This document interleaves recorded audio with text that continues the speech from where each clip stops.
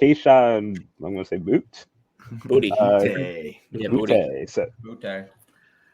so far, Coach Steve doesn't have an outside his top 10. Don outside his top 10. It's Dan's ninth ranked player. So we're going to start out there first. But as you can see, guys, he has 131 receptions, 1,782 yards, 16 touchdowns. And in 2022, he had 48 receptions, 538 yards, 2 touchdowns. And his 40 time was a 4.5. So, Dan, I see him. He's inside your top 10. So start us off, please.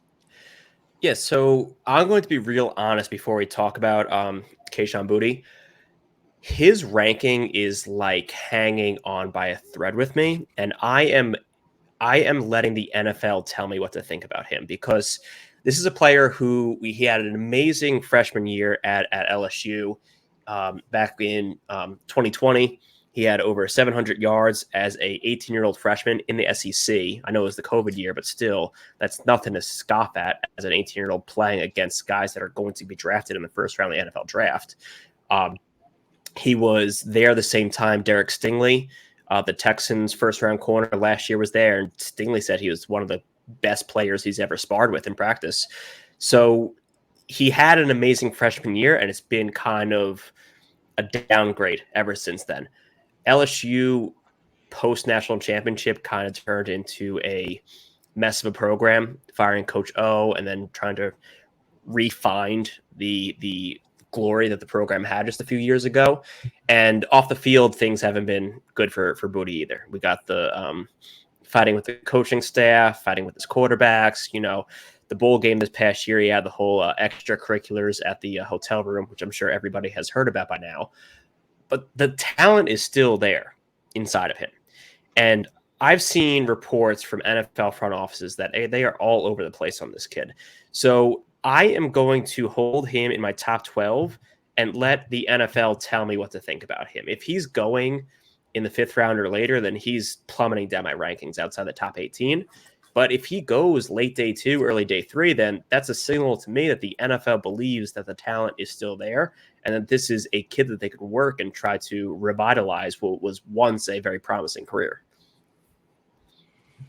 Yeah, I mean, I totally agree. And, Kayshon is one of those people who, this is exactly what we were talking about pre-show of it's really hard to, make these decisions before the NFL draft even happens. He's a super volatile player. He's he's super athletic, physical guy, great wide receiver, nothing against him. It's just, what's the investment in a team? Like, what are they going to do? What do they take into account? The off-field stuff, all that to me is just, and by the way, he's like my number 13. He's like right outside my top 10. He's close. So I love the talent. I love the player. It's just, to me, early production, then starts to drop off. He doesn't, doesn't to me show like, oh, I'm going to put this team on my back and battle back and figure things out. It's like, okay, like, he's very talented wide receiver.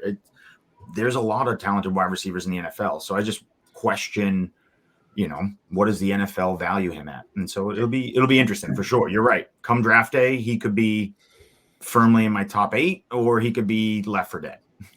I also got to say, before we go any further, that I don't know how you guys feel, but I don't love this wide receiver class in particular.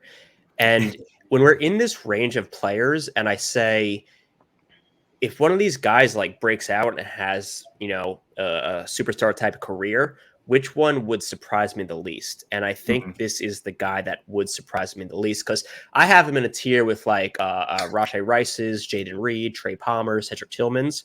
And I just look at those 5 storylines, and Kayshon's the only one that I could see like having a true ceiling outcome type of thing, where we're talking about him as a fantasy difference maker.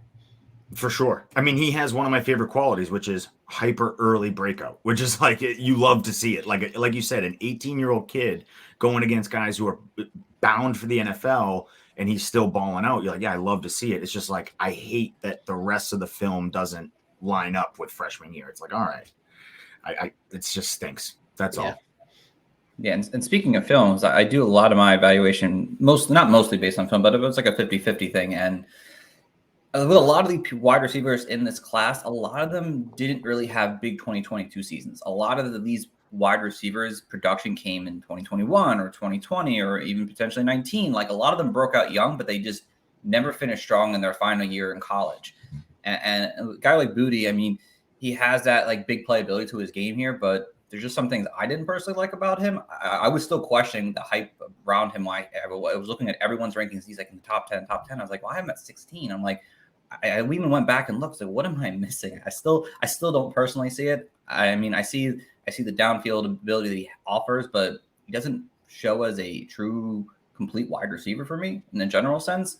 And the film I watched early on in his career, his freshman year compared to the last few years, he just looks kind of slow out there on the field. He looks like, honestly, when I saw him out there, I thought he was like Leonard Fournette at first for some reason. I don't know why. It was just weird. He looked like Leonard Fournette when he has the ball in his hands. Like when Leonard Fournette has the ball in his hands, he looked like him completely. I was like, who am I watching right now? But, you know, his athletic score and the combine finished 47th overall. Definitely not great. Definitely didn't show well for me. So I dropped him even more down. I had him as a borderline top 12, and then I just dropped him after the combine here overall. I mean, again, he's not someone I'm actively looking to go get in drafts. But again, like Dan said, if an NFL team sees something that I'm obviously not seeing, I'm sure they will.